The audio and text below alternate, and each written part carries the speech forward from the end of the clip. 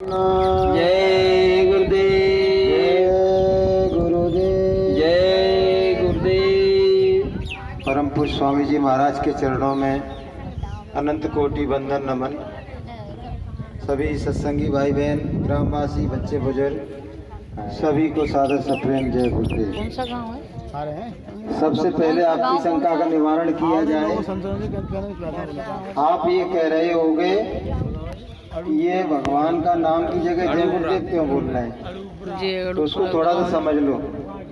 इसमें रैली आई हुई है। हमारे गुरु महाराज कहते हैं कि परमात्मा के अनंतों नाम है, विष्णु भगवान के 1000 नाम है, लेकिन जो परमात्मा का नाम है वो संतों के अधीन है कि नाम रहा संतन आधीना और संत बिना कोई नाम न चीना। तो संतों के अधिकार दिया है कि परमात्मा का क्या नाम रखें। ये जो जय गुरुदेव नाम है, हमारे गुरु महाराज ने इस नाम को जगाया है। कहा जाता है कि सतयुग में हरि नाम, त्रेता युग में राम नाम और द्वापर में कृष्ण नाम और कलयुग में गुरु नाम। तो एक जय गुरुदेव नाम हमारे गुरु महाराज का नहीं है। हमारे गुरु महाराज का नाम तो वो है जो आपके घर घर में रामायण है और रामायण को लिखने वाले जिनका नाम है वो स्वामी जी महाराज का जो नाम है वही हमारे गुरु महाराज का नाम है। तो आप ये नहीं समझो कि अपने गुरुदेव का नाम ले रहे हैं। जय गुरुदेव नाम प्रभु का है, जय गुरुदेव नाम खुदा का है, जय गुरुदेव नाम गॉड का है, जय गुरुदेव नाम सर्वशक्तिमान परमात्मा का है। तो हमारे गुरु महाराज कहते हैं कि इस नाम की आप परीक्षा करके देखना। आपके गांव में कोई परेशानी आ जाए, मुसीबत आ जाए, दुख आ जाए, तकलीफ आ जाए, आप क्या करोगे? परमात्मा के सभी नाम याद करोगे। जिन देवी देवताओं को मानते हैं उनको आप याद करेंगे, उनकी जय जयकार करेंगे।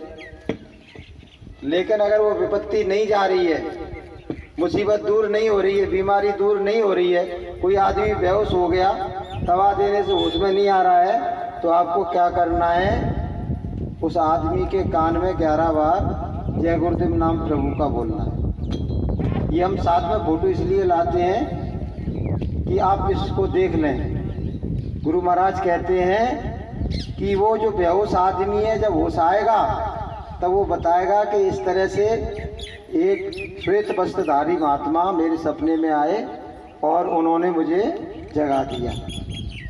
तो वो विपत्ति और मुसीबत और परेशानी आपकी दूर हो जाएगी। तो इस नाम की पहले आप परीक्षा करें। और दूसरी बात, गुरु महाराज कहते हैं ये जो मानव तन है, हम कहते हैं ये मेरा शरीर है, ये मेरा शरीर नहीं है, इसको बनाने वाला परमात्मा है। इसको गढ़ने वाला, इसको रचने वाला, इसको निर्माण करने वाला कौन है? इंसान नहीं है। इंसान तो इसका एक नाखून नहीं बना सकता, इसका एक बाल नहीं बना पाया इंसान, तो इसको बनाने वाला तो परमात्मा है।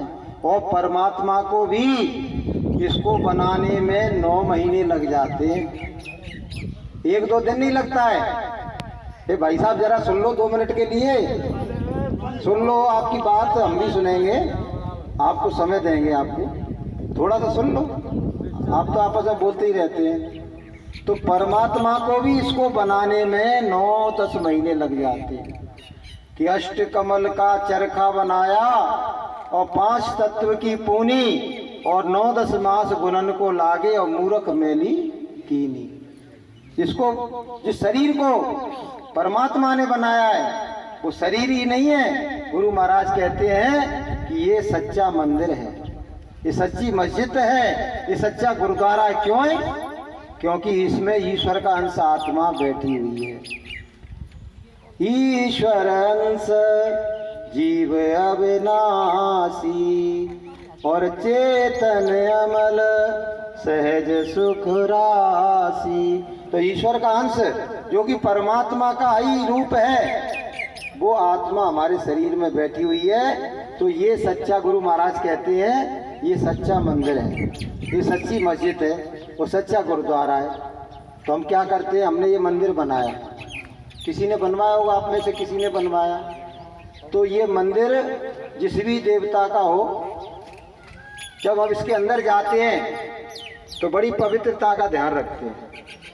हाथों में अगरबत्ती लेके, फूल माला लेके, सुगंधी लेके और हवन अग्यारी लेके वहाँ जाते हैं। क्यों? कि भगवान का मंदिर है, देवता का मंदिर है, इसको पवित्र बना के रखना है। जबकि बनाया कौन ने? इसको बनाने वाला कोई ना कोई इंसान है। और इसको बनाने वाला कौन है? इंसान नहीं है, इसको बनाने वाला भगवान है। हम क्या कर रहे हैं? अपने बनाए हुए मंदिरों को तो पवित्र रख रहे हैं, लेकिन भगवान ने जिस मंदिर को बनाया है उसको रात दिन गंदा करने में लगे हुए हैं। शराब को भी इसमें डाल रहे हैं, मांस को भी इसमें डाल रहे हैं, अंडों को भी इसमें डाल रहे हैं। मछली तू भी गुज्जा, मुर्गा तू भी गुज्जा, बकरा तू भी गुज्जा, बकरिया तू भी गुज्जा। बताइए आप। अब जो मान लो मैंने नहीं मारा उसको, बकरे को मैंने नहीं मारा, लेकिन मरने के बाद तो वो मुर्दा हो गया ना। तो मुर्दा कहाँ रखा जाता है? मुर्दा को या तो कब्रिस्तान में ले जाते हैं, शमशान घाट में ले जाते हैं। तो हम क्या गलती कर रहे हैं कि बकरे को, मुर्गे को, मुर्गी को, अंडे को खा के पी के इसको चलता फिरता कब्रिस्तान बना रहे हैं, चलता फिरता शमशान घाट बना रहे हैं, जो कि भगवान का मंदिर था। और किस लिए बनाया गया था? कि हमने माता के गर्भ में जब हम दादुर पक्षी की तरह से 9 महीने उल्टे टंगे थे, हमारे नीचे ही बदबू पेशाब की, टट्टी की, उसमें हमारा मुंह लटका हुआ था। और लगातार हम भगवान से विनती और प्रार्थना कर रहे थे। क्या कह रहे थे? कि अब प्रभु कृपा करियो यही भांति, और सब तज भजन करहूं दिन राती। हे भगवान, अब की बार इस कुंभी नरक से मुझको बाहर निकाल दे, मुझे बर्दाश्त नहीं हो रही है कि मात गर्भ में औदा लटका और 9 महीने दुख पाया है, और सुमरूंगा में नाम प्रभु का ये के बाहर आया है, और आते ही तू भूल गया कि क्या वादा करे आया है। अरे यम की अदालत में वो बंदे तू क्या मुंह दिखलाएगा? और कुछ तो सोच समझ ले मूर्ख, आखिर में पछताएगा। क्यों पछताएगा? क्योंकि ये सारा संसार परमात्मा ने, जैसे आप खेती करते हो ना, तो जो आप बीज डालते हो वो ऐसा ही पौधा उसमें से निकल पड़ता है।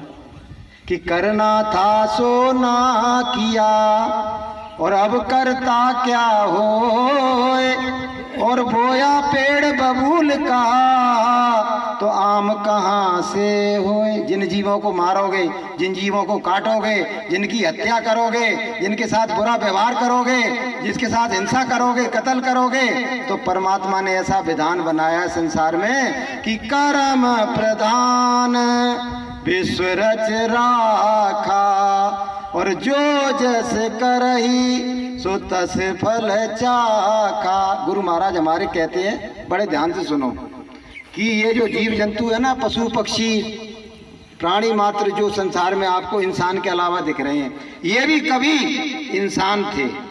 कभी इनको भगवान ने अवसर दिया था इंसान बनने का, और दुनिया के सारे काम इन्होंने किए, लेकिन एक काम इन्होंने नहीं किया। कौन सा? भगवान को भजन करने का, गुरु से ज्ञान लेने का, परमात्मा की राह पर चलने का। बाकी बच्चे ने भी पैदा किए होंगे, इंसान बने होंगे, तब लड़ाई झगड़ा ये भी करते होंगे, अंडा मांस ये भी खाते होंगे, चुगली चपाटी ये भी करते होंगे, नेताजी ये भी बने होंगे, लेकिन परमात्मा का भजन करना भूल गए। उसका और जीवन कितना मिला? 60 साल, 70 साल, 80 साल का। उसमें उन्होंने भगवान का भजन नहीं किया, तो परिणाम ये मिला उनको कि इस पौड़ी से जो कोई चूके तो सिर धुंधन पछताइए। एक बार मनुष्य जीवन हाथ से चला गया तो लाखों करोड़ों साल के लिए आप दुख के बंधन में आ जाओगे। 84 में आप चले गए तो परमात्मा भी आपकी रक्षा करने आने वाला नहीं है। कितने बकरों की गर्दन कटती है, परमात्मा कौन को बचाने आता है? कितने कुत्ते भूखे घूम रहे हैं, कितने जानवर परेशान हैं, और ऐसा विधान उसने और बना दिया है कि जो सबल है, जो सक्षम है, वो निबल को मार मार के नोच नोच के खा रहा है कि जीव जीवस्य भोजनम। तो गुरु महाराज हमारे कहते हैं कि जरा संभल जाओ, जरा ठहर जाओ, ये मनुष्य जीवन की कदर करो, ये बार बार हमको नहीं मिलेगा।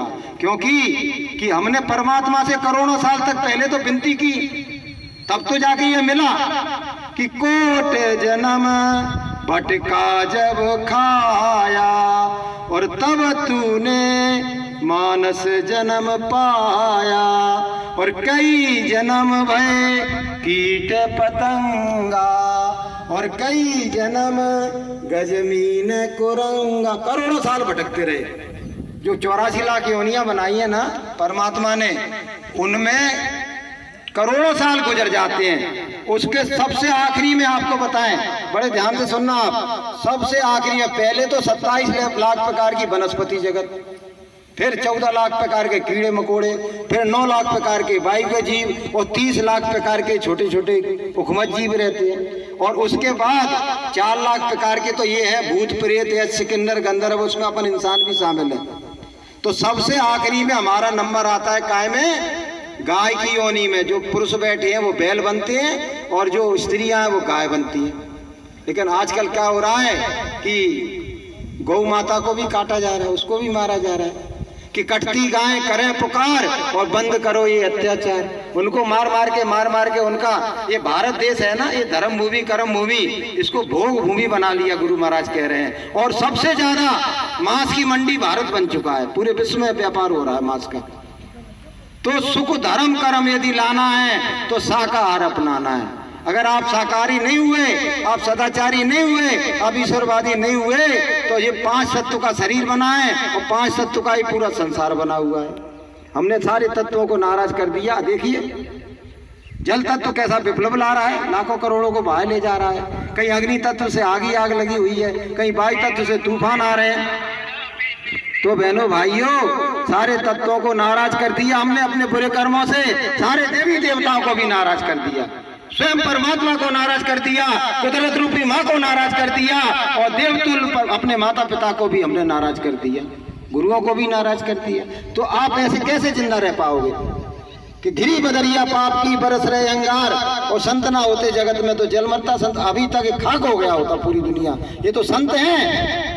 गुरु महाराज ने अपने बच्चों को गांव-गांव में भेज दिया कि जाके आवाज लगा दो कि सुख धर्म कर्म यदि लाना है, साकार अपनाना है, सभी से साकारी होने की, सदाचारी होने की, ईश्वरवादी होने की अपील कर दो, प्रार्थना कर दो, अर्जी कर दो। मर्जी तुम्हारी है, अर्जी हमारी है। हम तो प्रार्थना करने के लिए आए हैं कि हाथ जोड़कर विनय हमारी हो जाओ सब शाकाहारी, सब साकारी हो जाओ, सब सदाचारी हो जाओ, ईश्वरवादी हो जाओ। नहीं तो कुदरत है तैयार खड़ी, आगे तबाही बड़ी बड़ी, ऐसी तबाही आ रही। एक कोरोना ने पूरे विश्व को हिला के रख दिया। गुरु महाराज कह रहे हैं जो अंडा मांस खाते हैं ना, जो शराब पीते हैं, अब ऐसे कोरोना रूपी कीटाणु आने वाले हैं। चीन ने ऐसे वायरस बना लिए हैं, उसकी एक फैक्ट्री पाकिस्तान में भी लग गई है। तो जब छोड़े जाएंगे ना झपट के मांसाहारियों को, शराबियों को, इनको डंक देंगे कि गुरु महाराज कहते हैं बड़ी बड़ी लंबी श्वासें लेके दम तोड़ देंगे, और 1 रुपए की दवा बाजार में 100 रुपए की भी नहीं मिलेगी। तब क्या होगा? तब तुम्हारा अहंकार क्या करेगा? एक छोटे से कीटाणु के मारे पूरी दुनिया हिल गई। तुम कहते हो हम बड़े बड़े बलवान हैं हम तो। इसलिए महापुरुषों की अपील और प्रार्थना को स्वीकार करो। हम हाथ जोड़ से विनती करने के लिए आए हैं, पैसा लेने नहीं आए हैं, चंदा मांगने नहीं आए, माफ करना वोट मांगने भी नहीं आए हैं, क्योंकि हम तो धार्मिक लोग हैं, अपने परिवारों में रहते अपना खर्चा करते हैं। इसमें पेट्रोल डीजल जो भरता है हम अपनी भराते हैं, खाना भी अपना खाते हैं, हम तो किसी से कुछ मांगते नहीं है।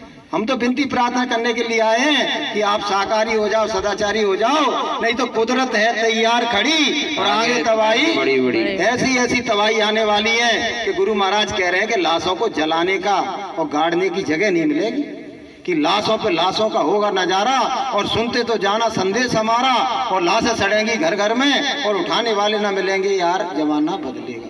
इसलिए हम आपसे विनती प्रार्थना करने के लिए आए हैं, और वक्त मुसीबत और परेशानी के आपको हम बचाने के लिए रास्ता भी बताने आए हैं। अपने अपने घरों पे लिख लेना जय गुरुदेव नाम प्रभु का, लाल उससे एक झंडा लगा लेना जैसे हम लोग लेके चल रहे हैं। और जब विपत्ति गांव में आ जाए तो गुरु महाराज ने कहा है कि गांव के सब लोग एक जगह इकट्ठे हो जाना और झंडा हाथ में ले लेना कि ये गुरुदेव, ये भगवान मेरी रक्षा करो।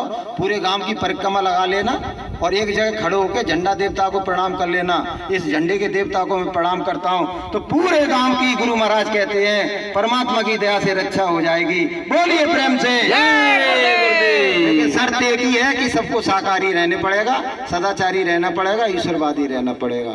तो प्रेम से बोलो जय गुरुदेव, जय गुरुदेव। अभी हम इधर पार